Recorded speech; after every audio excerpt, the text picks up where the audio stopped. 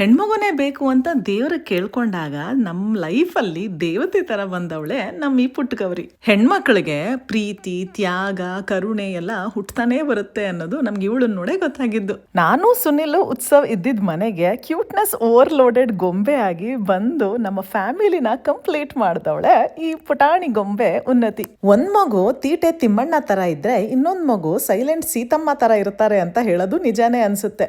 ಉತ್ಸವ್ಗೆ full attention ಕೊಡ್ಬೇಕಿತ್ತು. ಉನ್ನತಿ ಹುಟ್ಟಿದ ಮೇಲೆ ಒಂದ್ ಮಗು ಬೆಳೀತಾ ಇದೆ ಅಂತಾನೆ ಗೊತ್ತಾಗ್ತಿರ್ಲಿಲ್ಲ. ಸೈಲೆಂಟ್ ಆಗಿ ತನ್ನ ಪಾಡಕ್ ತಾನು ಆಟ ಆಡ್ಕೊಂಡು ಇದ್ಬಿಟ್ಲು. 10 ವರ್ಷನೂ ಆಗೋಯ್ತು.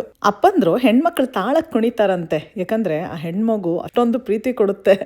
ಅದನ್ನ ಕಣ್ಣಾರೆ ನೋಡಿದ್ದು ಆಯ್ತು. ಫ್ರೂಟ್ಸ್ ಕಟ್ ಮಾಡ್ಕೊಂಬಾ ಇಲ್ಲ ಬ್ರೆಡ್ ರೋಸ್ಟ್ ಮಾಡ್ಕೊಂಬಾ ಏನಾದ್ರೂ ಹೇಳಿದ್ರೆ ಮಾಡ್ಕೊಂಡು ತಂದು ಕೊಡ್ತಾಳೆ. ಆಮೇಲೆ ಸೈಲೆಂಟ್ ಆಗಿ ನಮ್ನೆ ನೋಡ್ತಾ ಇರ್ತಾಳೆ.